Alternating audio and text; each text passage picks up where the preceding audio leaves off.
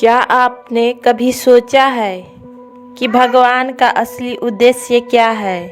वे हमें क्यों बनाते हैं, क्यों कभी सुख देते हैं और कभी परीक्षा।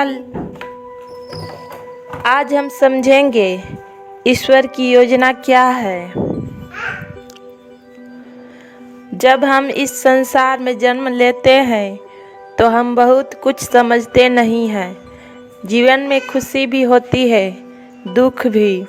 कभी रास्ते आसान लगते हैं, कभी कठिन, और मन में सवाल उठता है, अगर भगवान है तो वे हमें इन अनुभवों से क्यों गुजारते हैं? क्योंकि हर आत्मा एक दिव्य यात्रा पर है।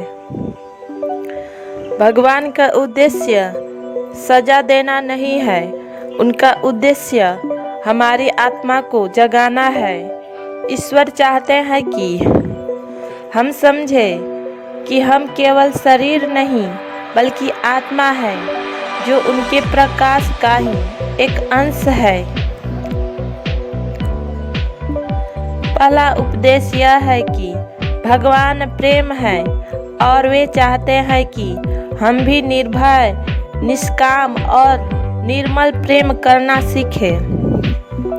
यही कारण है कि माँ का प्रेम, बच्चे की मुस्कान, प्रकृति की सुंदरता, ये सब हमें परमात्मा की याद दिलाते हैं। दूसरा उद्देश्य है कर्मों का ज्ञान।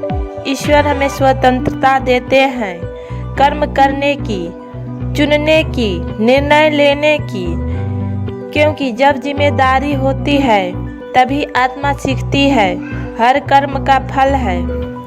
यही जीवन का नियम है, यही भगवान की व्यवस्था है। तीसरा उद्देश्य यह है कि परीक्षा के माध्यम से शक्ति देना।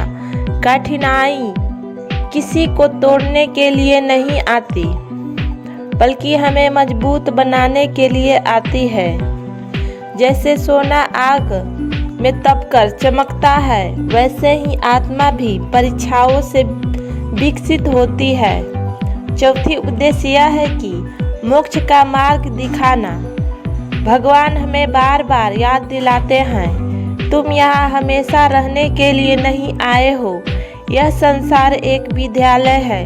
अगर इस जीवन का अंतिम लक्ष्य है परमात्मा से जुड़ना, जब मन शांत हो जाता है, जब विचार पवित्र हो जाते हैं, जब हृदय में भक्ति जगती है, तब आत्मा उस प्रकाश को पहचानती है जहाँ से वह आई थी।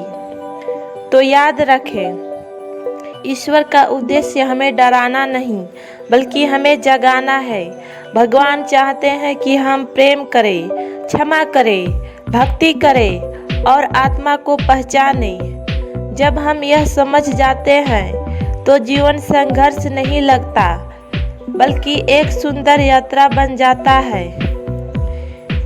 ईश्वर हर जगह है, लेकिन वह सबसे अधिक उस हृदय में रहता है जो प्रेम, करुणा और भक्ति से भरा हो। अगर यह ज्ञान अच्छा लगा हो तो लाइक करें, शेयर करें और ऐसे ही दिव्य ज्ञान के लिए चैनल को सब्सक्राइब करें।